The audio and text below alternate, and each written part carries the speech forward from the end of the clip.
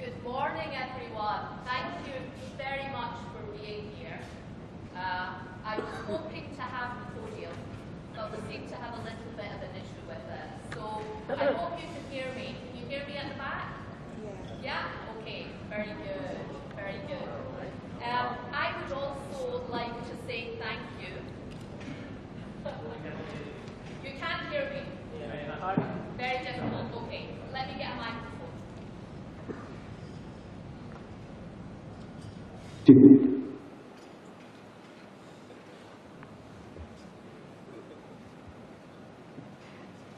you do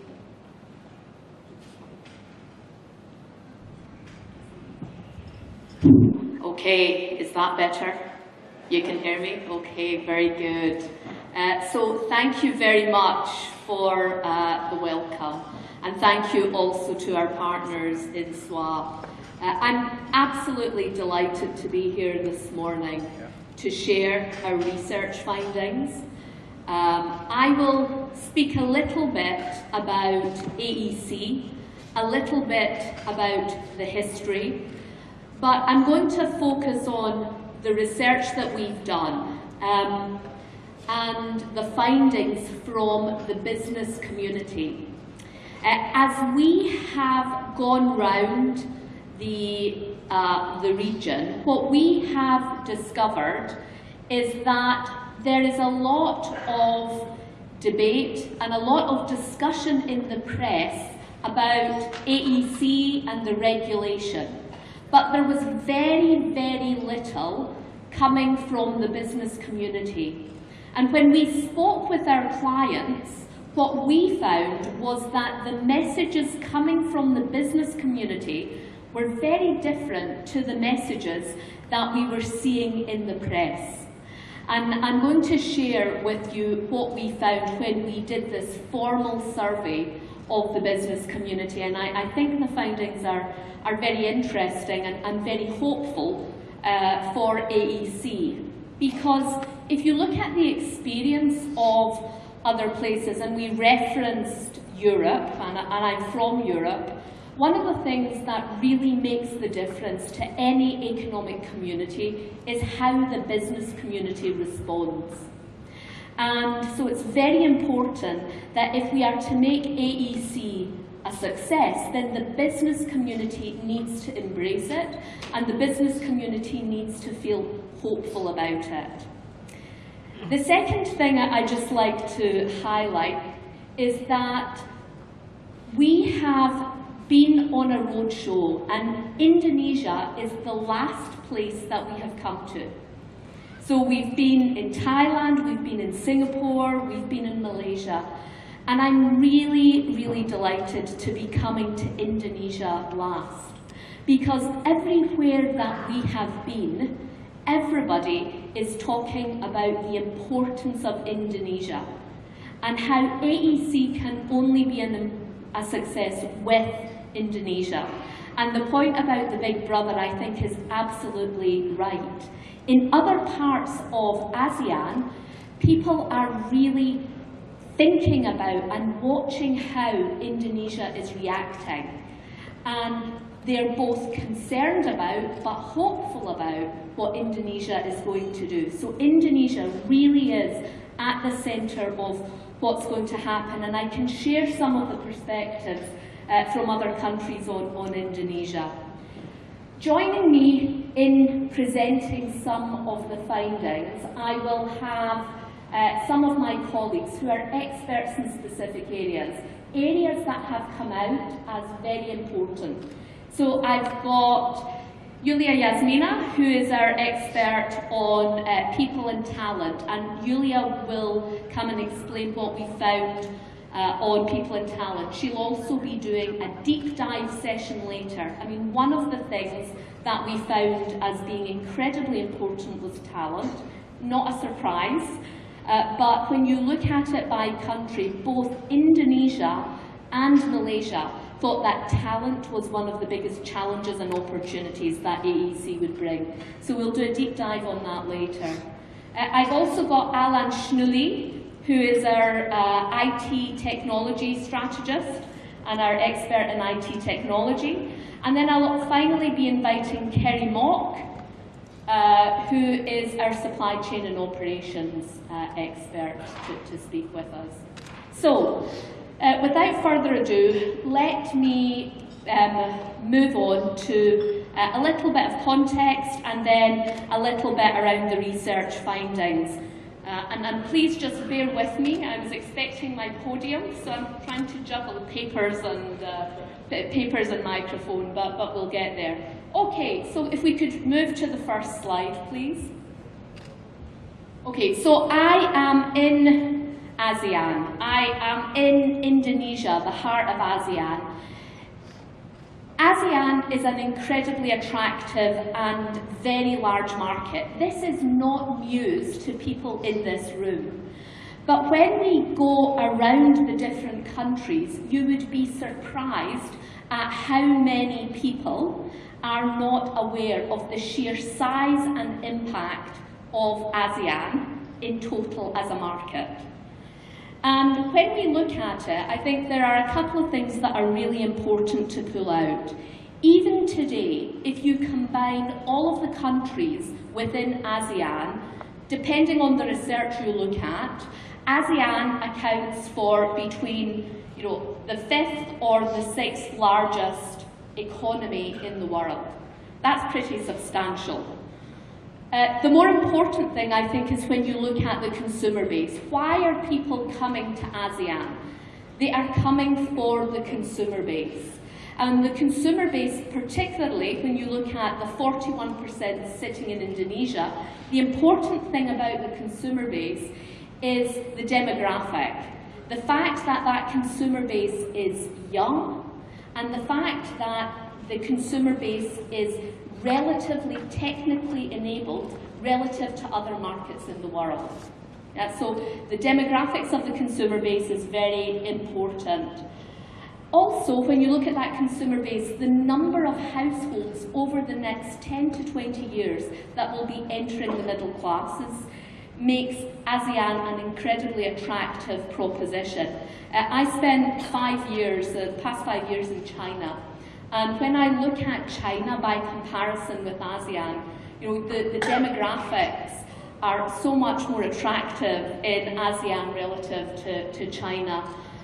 The other thing is on the foreign direct investment. Of course, lots of foreign direct investment coming into ASEAN.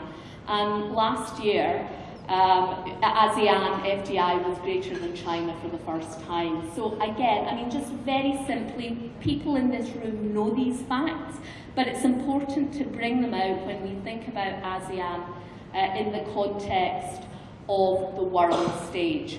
So if we could move to the next slide, please. ASEAN, the economic community, has been a very long time in the making. So 1967 was the beginning of ASEAN coming together. There are 3 pillars to the integration. The first is the economic integration. We then have socio-cultural integration, and we have political and security integration. Now, what we are focused on is the economic integration. Originally, 2020 was the date for all integrations to come into place. And the economic integration has been brought forward to 2015. And why was that? Well, depending on who you ask in the different secretariats, there are different reasons. I think partly the rise in China, the rise in other trading blocs, and the fact that there are some things that are quite well advanced. People thought that they would bring forward the economic integration to 2015. December 2015 is the date that economic integration is supposed to be in place. Now, the reality is there will be lots of things in place, but not everything. Not everything.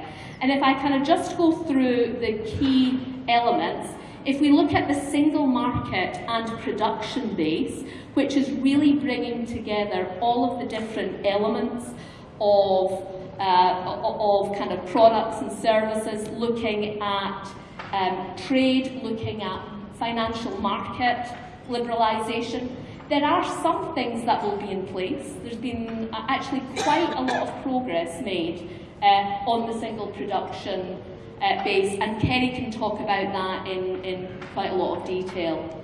If we look at the kind of cooperative economic zone, which is really around infrastructure and intellectual property, there has been very little progress made on that area. And I think from an Indonesia point of view, that's going to be a big challenge. There is a fund for infrastructure development, and it's physical infrastructure as well as digital infrastructure, and that fund is only 12% funded at the moment.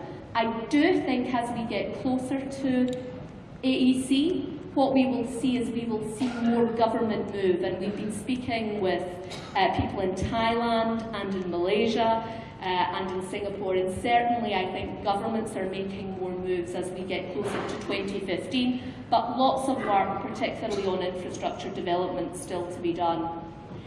The equitable economic development, which is really looking at SME development and looking at education, there has been some moves on that front, but again, probably not as much as we would like to see. And certainly the narrowing the gap between the rich and the poor, which is a big topic in Indonesia, is something that if you again speak to governments, many of them are saying that there's a lot of work still to do on that. Equally with SME, particularly micro SMEs and small SMEs that make up a large part of this economy. Finally, if you look at the introduction into the wider global economy, there's been a lot of work done there. And I think, again, with the EU, there is a lot of cooperation between the EU and at the ASEAN Secretariat, and a lot of learning going both ways. If you want to dive into the details of AEC, the blueprint document is an excellent document. So the blueprint document is a very well-written document that takes a lot of the learning from other economic groups, and you can read it, you can get it from the website, and it's very comprehensive. It's very comprehensive and a good document. But the reality is, come December 5th, 2015, not all of the things that are targeted will be in place. But my message to you is, there will be a lot of things that are in place, and that this is the beginning of something that is going to continue. So it's not going to stop. 2015 is a date in the diary at which many more things will continue to happen. So let's just kind of move on. So as I said, I mean, this just really, at the end of the day, there is progress, but there's not complete progress. Many reasons for that. Partly the consensus nature of AEC, partly different views, partly some of the instabilities in different member states, political uncertainties. But that aside, 2015 is going to come, and the AEC, ASEAN as a community, is going to come into place. Okay, so before I go into the research, there has been some work. I mean, the point of an economic community is that it brings some value. It needs to bring value both to business and to the economy. And there have been a number of studies done, and there are a couple of key points.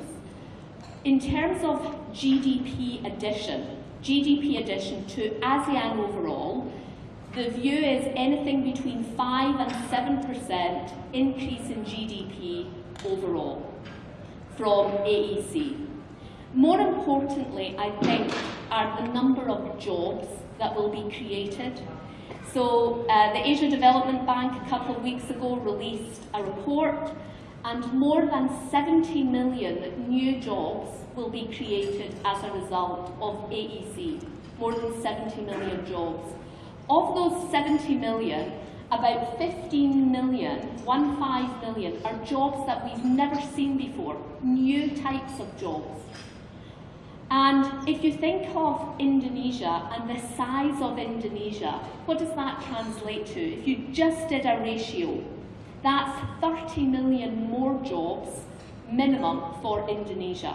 That's a very large number of additional jobs, of additional employment. And I think it's really important that in addition to the improved access to markets, the ability to look at your operating model and your regional structure in a different way, and be able to tap into new talent, it's very important to think about the ultimate outcome. And the ultimate outcome is the improvement in GDP, the improvement in the welfare of individual citizens, the improvement and the improvement for business, and also these new jobs. So there are tangible outcomes that are being worked through in terms of the benefits of AEC. Okay, so let's move to our survey and what we found within our survey. So,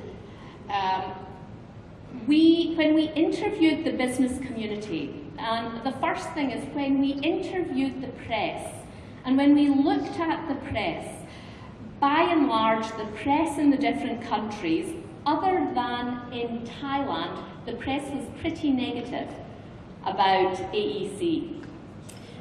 And when we asked the business community, did they have confidence of achieving AEC targets by 2015, there was very low confidence.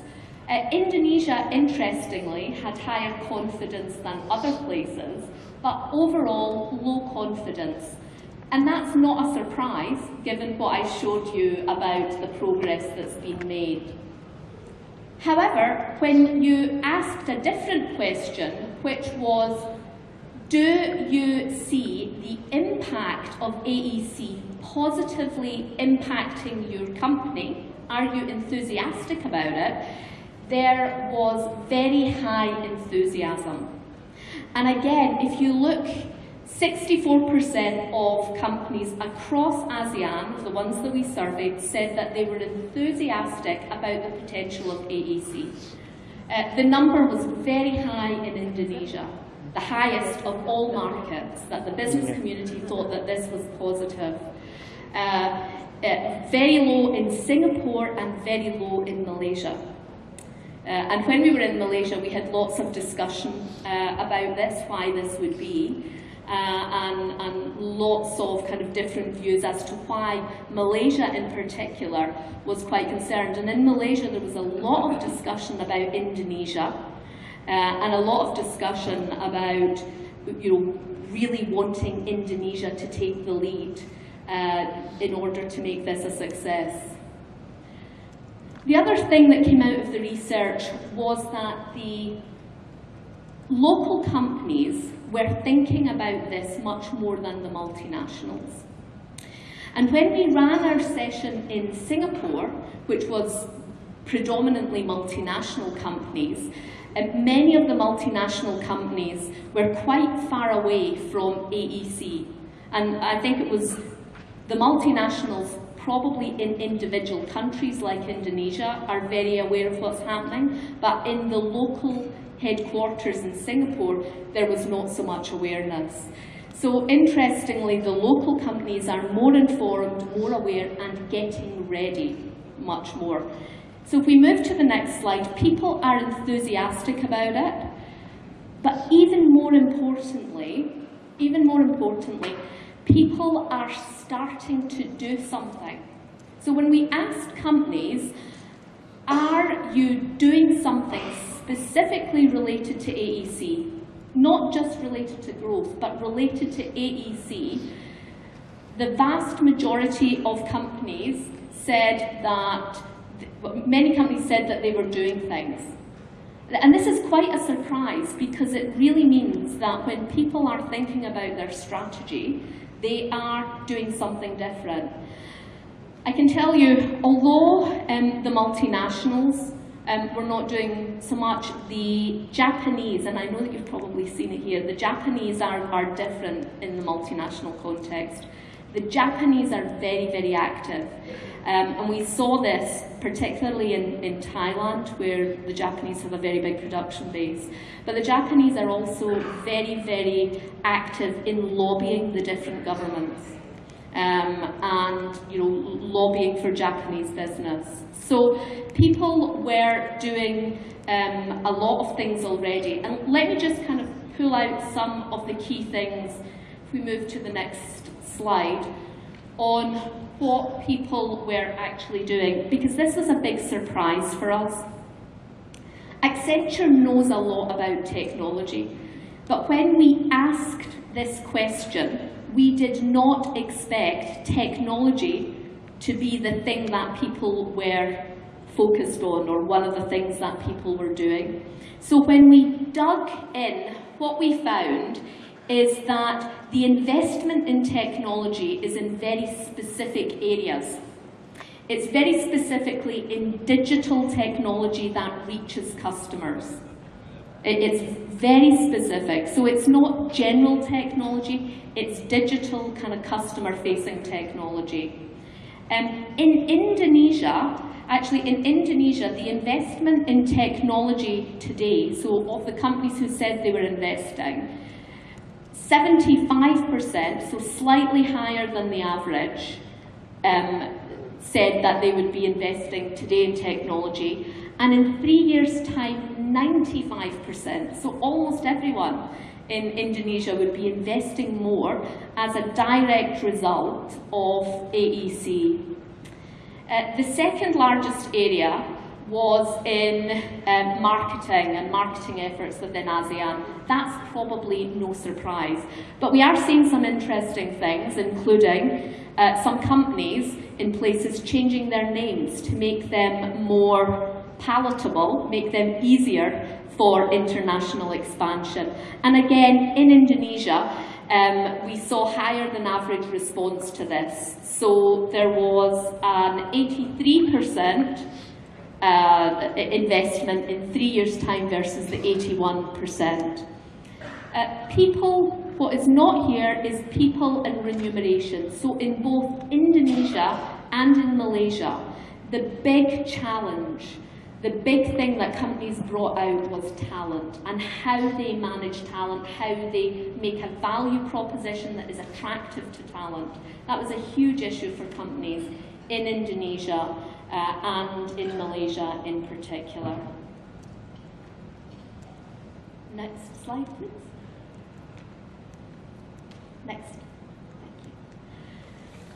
So the other thing, and I think this is quite profound, this is talks about, when we asked companies about geographically, where are you today versus where do you think you will be in 3 years' time?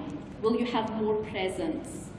In every country, in every sector, in every country, in every sector, people said they thought that they would be in more places than they are today. And the implication of that, of course, is a very large rise in competition in every country and in every sector.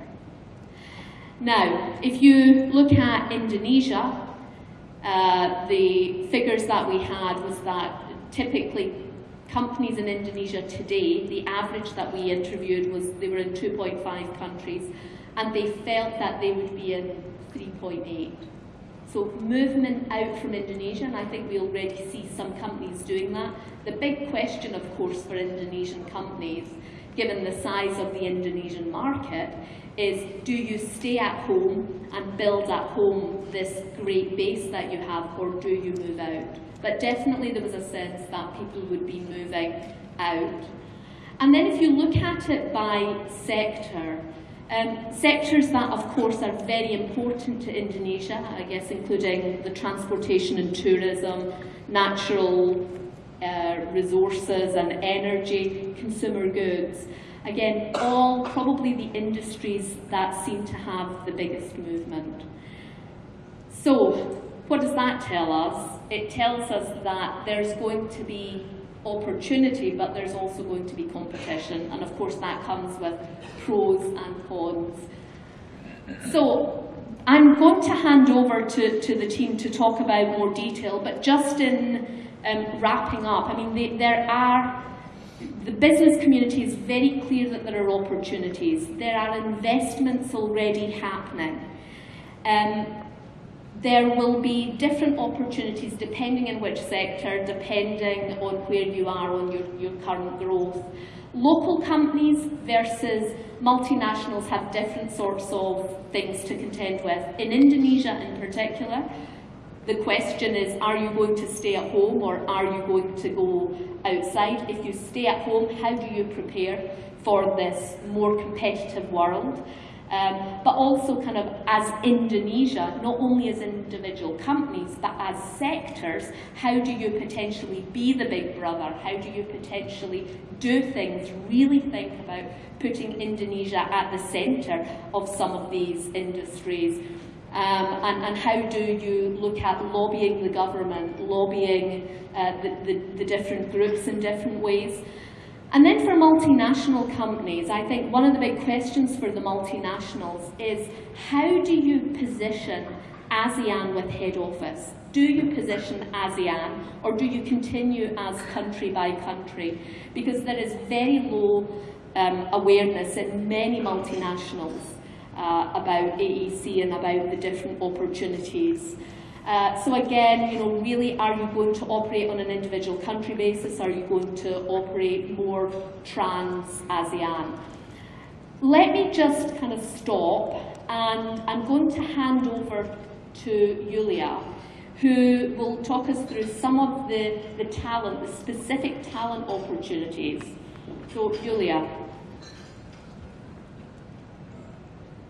Thank you, Alison. Good morning, everyone. So, in terms of the talent implications of the ASC, there are three things.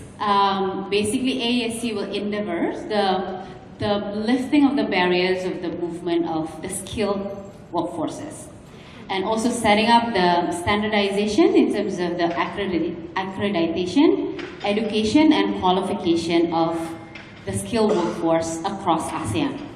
So, it means aligning the higher education, having the standard competencies required, having the standard base, and having some certification on professional qualifications, and also supposedly to ease up the work permit, the visa, the immigration law, and everything. But for now, the implementation of this MRA is only for this 8 priority sectors. But then the question is, like Alison said, 2015 is around the corner. December 2015 is now the milestone date. Where are we? As we all know, I'm sure all of you are also experiencing managing talent, improving the capability, or even having a standard accreditation, qualification of the workforces is not easy. But then regardless of that, what can we do as the business? What can we do to be more proactive given where we are at this point, given the advantages, given the challenges that we have? What can we do? There are 4 things that we can look at. We can look at this ASC as, from a talent perspective, look at ASEAN as our bigger pool of talent.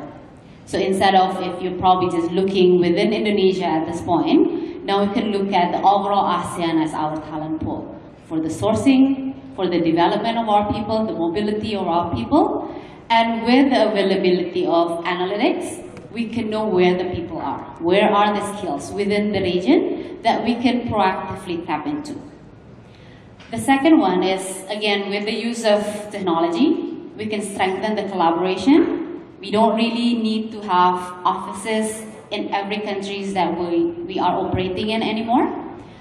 And the 2 points that I will deep dive further in the afternoon is more toward how do we invest, how do we strategically invest in the talent pipeline. I'm sure some of you, or if not most of you, are already implementing, like, you invest more on your high-performing on your high potential talents, but then how can we use that more to invest? And then the last, which is personally, I think this will be the most difficult one to do, that changing the business mindset, changing our mindset, that given this more broader talent, more diverse talent, the multi-generational workforces that are already in the workforce, how do we change the culture, the mindset within the organization so that we are more ready? So in general, those are the findings, the talent implications given the research. Again, I will deep dive into the future of work in the afternoon. And now I'm handing it over to Alan for the IT implication.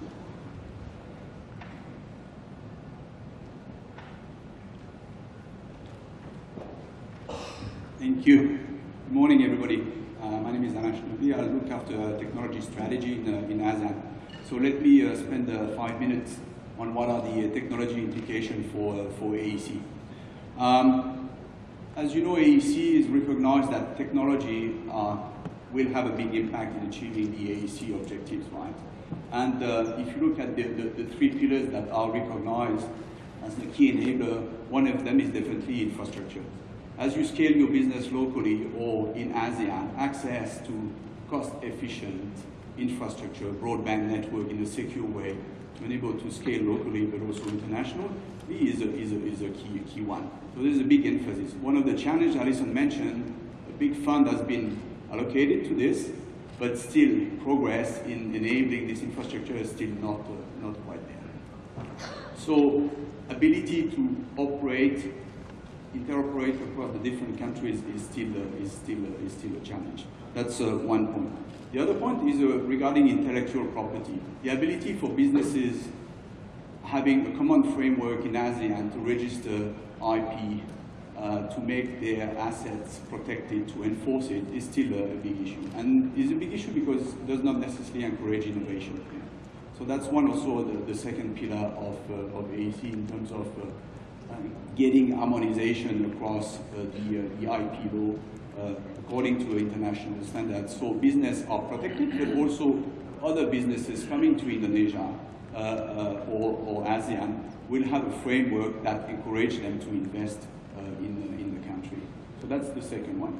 And the last one is very interesting. This is really around e-commerce. It's recognized that the potential of e-commerce is huge. If you look at ASEAN, represent less than 1% of retail sales.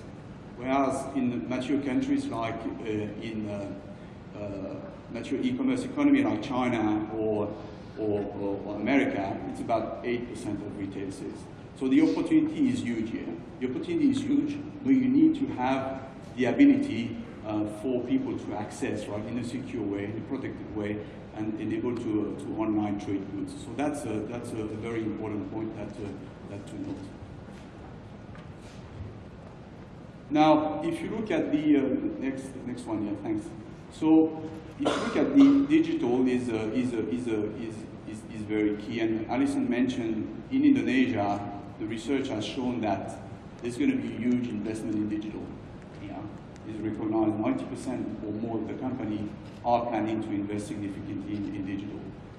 What is still lacking is still an incomplete IP rights framework, not just only in Indonesia but across ASEAN, that enables harmonization and protection of the consumer rights, but also of the company. The data sovereignty coverage is also an issue. Ability to move data freely across the different countries. The ability to draw insights from data from your customers, right? Whether they are in Singapore, whether they are in Thailand, is still not something easy to do at the moment. There are possibilities, but the cost also implications can be significant. And then the data privacy is still an issue. There are some laws in Singapore pretty advanced. In other countries, they are still draft being prepared, but it's not again a common framework. So again, locally there are ways to deal with these challenges, but from an ASEAN perspective and the ability for ASEAN businesses to scale, but also attract investment, right? Those are some of the roadblocks. Next slide. So, as the organization need to be future ready, right, from a technology perspective, and to take them on some of the challenges, we see basically four key pillars to drive better outcome for businesses here. So the first one is really build a scalable, agile, and digital architecture. What the survey says is that a lot of the businesses are going to invest very significantly in technology, in digital, but don't necessarily have a clear roadmap and a journey on where they're going to put this investment and in the most efficient manner. So building, tapping on the architecture, defining what is the right architecture, what is the right sourcing model, what are the partners you're going to be dealing with. Let's say if you want to build your e-commerce platform, how are you going to source it? Where are the players today is going to be a key game changer for the companies that understand it. The second part is develop the end-to-end data supply chain. A lot of, within the companies, still challenges in terms of how data is managed, right? And data is accessed still very much in silo. Ability for companies to have an end-to-end view of the data, right? To tap, to better digitize their business on the enterprise side, but also better interact with customers is going to be a big differentiator. And then obviously, where the talent is a critical enabler. So I think companies have to understand what is the critical talent I need to have in-house. That's going to enable me to attack the challenge from a digital perspective, for example. And what is the one that I can source here from the market or from partners, right? And those companies who understand it and invest in the right talent will make definitely the difference. And then obviously, last but not the least, companies, SME, large companies are the one who are going to be making the first steps, are going to be able to lobby and encourage innovation and demonstrate that there are innovative ways to do things differently, will make the agenda progress significantly. So those are the implication and the recommendation, and we can talk a little bit more later. So let me invite Kerry to talk about operational implication. Thank you. Thank you, Alan. Good morning, everyone. Let me try and give a bit of background on the whole AAC implication from a supply chain operations standpoint. This should be a very interesting topic for everyone. As you try to move goods around ASEAN, you want it to be as free as possible, the least number of roadblocks or bumps along the way. That's ideal for most companies. In this slide, I give an assessment on where AAC 2015 is supposed to have an impact from a supply chain operations standpoint, and I'll give an assessment on where things are actually, right? If you look at the areas of impact, firstly is to eliminate both tariff and non-tariff barriers. From a tariff standpoint, all the feature agreements have pretty much covered most products. About more than 99% of the products are tariff-free, other than some of the sensitive lists.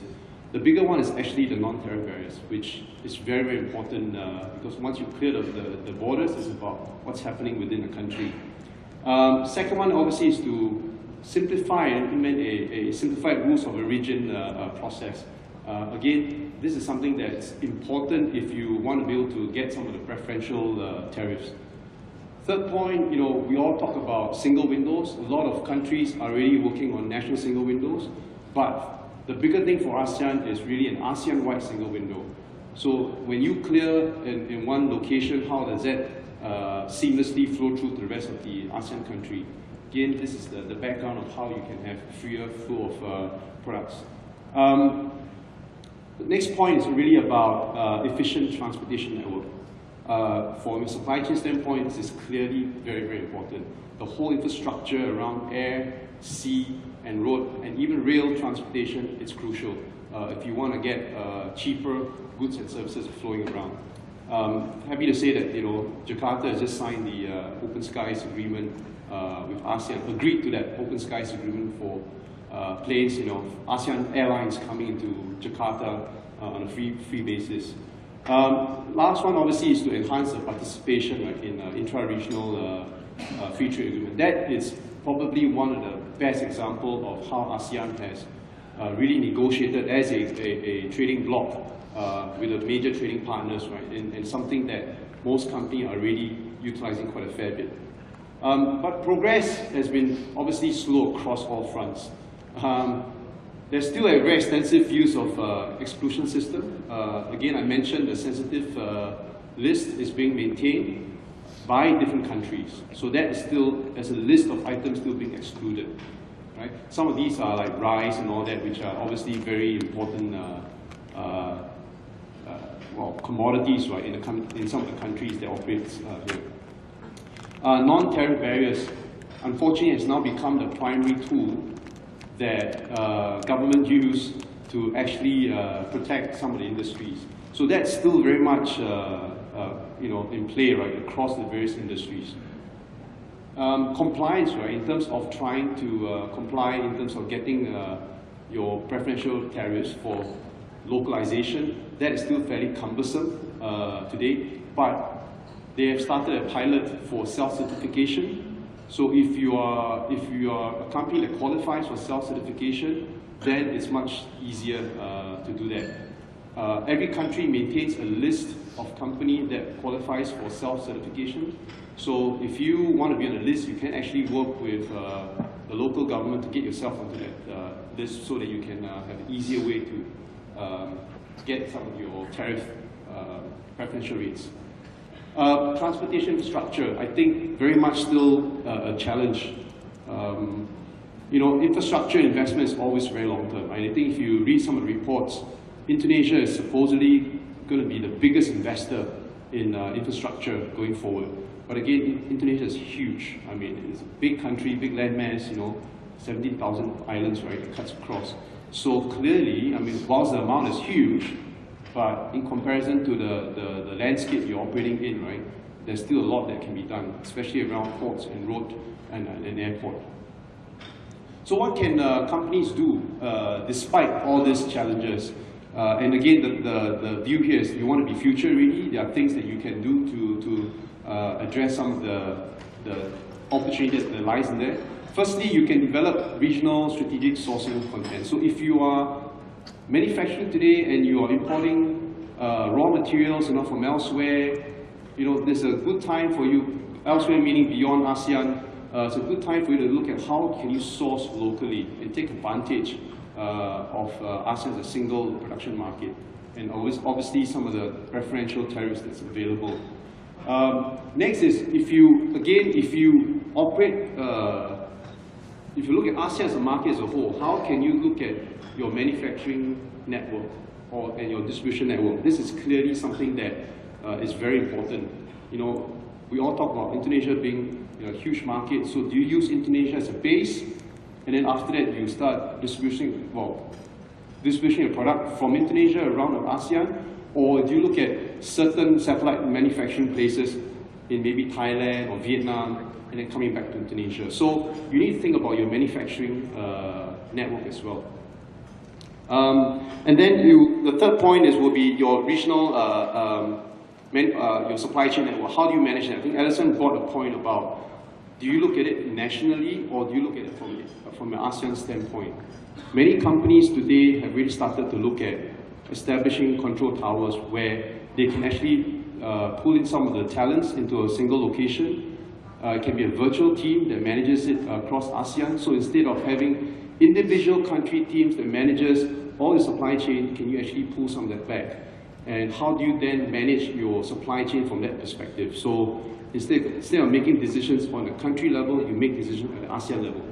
Okay, so again, if you have not done that, it's a good time to look at this because you need to look at your current demand, obviously your future demand as well.